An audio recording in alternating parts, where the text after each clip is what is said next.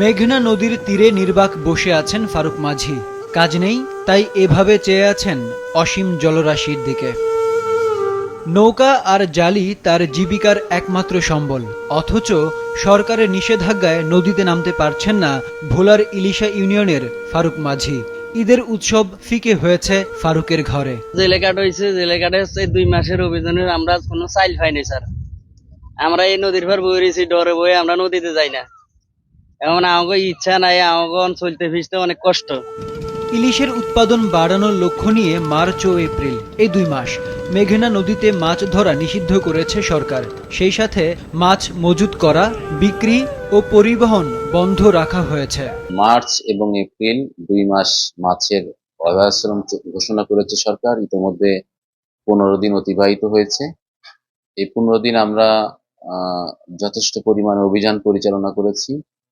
এই অভিযানে আমরা ইতিমধ্যে 7টি নিয়মিত মামলা দায়ের করেছি 20 জন জেলের বিরুদ্ধে, এবং এই মামলা দেওয়ার পাশাপাশিও অনেক ধরনের অবৈধ জাল আমরা জব্দ করে সেগুলো মৎস্য কর্মকর্তার উপস্থিতিতে আমরা জ্বালিয়ে ভস্মীভূত করে দিয়েছি।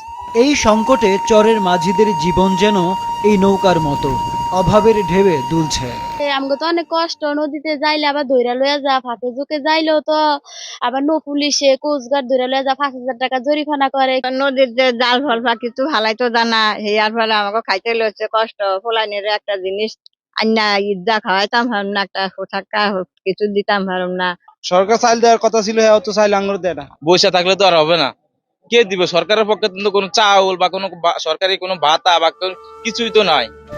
এ সময়ে মাঝিরা চাল না পাওয়ার অভিযোগ করলেও এই মৎস্য কর্মকর্তা বলছে ভিন্ন কথা। নিষেধাজ্ঞার জন্য যেটা আমাদের মার্চ এপ্রিল 2 মাস যে অভয়াশ্রমে যে মাছ ধরা নিষিদ্ধ, তার জন্য সরকারের সুনির্দিষ্ট কোনো বরাদ্দ আমাদের নাই।